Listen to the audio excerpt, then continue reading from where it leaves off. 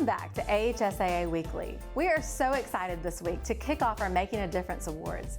And our first feature will be Coach Pat Thompson from 1A Sweetwater High School.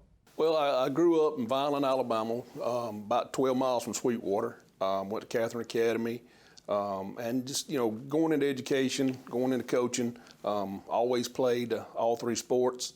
So, sports were a big part of my life. I felt like that's what I wanted to do.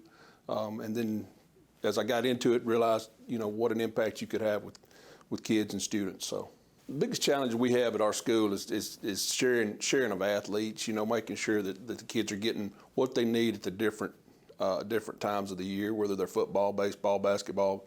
That's been a little challenging at times, but, getting kids there, having them committed to being there, that's big. Oh, the rewards is just seeing kids be successful. We've had some kids be really successful and go on to the next level and be able to play.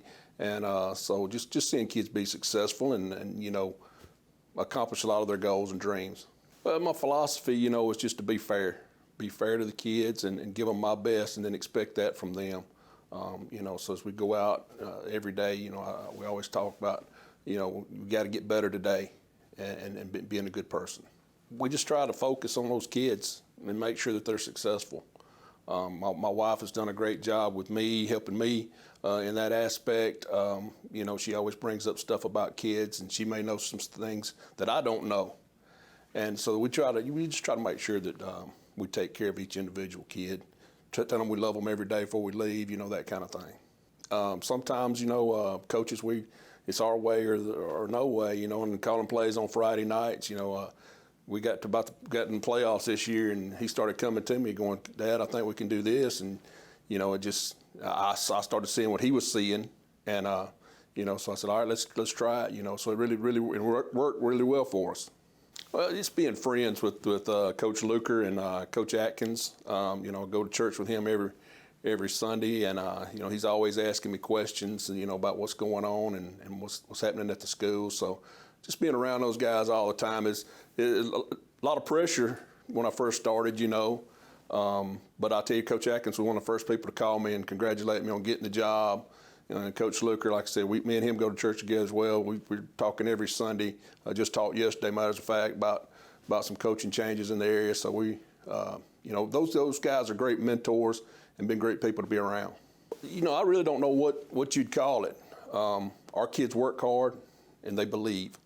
And I guess that's what you'd say they've got in them. They've got a belief that they're going to be good and that they're going to win. And, it's been easy to coach them. When you go out there on the field every day, knowing that they're going to give you their best, and then on Friday nights they're going to turn around and try to play their best they can. They got an aunt and uncle somewhere sitting up there in those bleachers watching them, maybe down in that end zone. So they want to represent their family well, and that's big. My biggest thing, I guess, is I've got a niece or a nephew that's probably in that age group. Whatever group it is coming along, I'm kin to a lot of people there at the school, and I've got a 7th grade niece now that's cheering and playing volleyball, and then I've got an 8th grade nephew playing. So it's just just being able to relate with those groups because I know those kids, and so it's been kind of nice to be able to have a relative in there that can kind of keep me involved with those groups as well. Well, I think about like my mother-in-law. She was in education for 30 years and just did a wonderful job, and kids still to this very day call her Mama. They come up to her all the time, and then my parents, they instilled in me that hard work and effort that you have to give to be successful.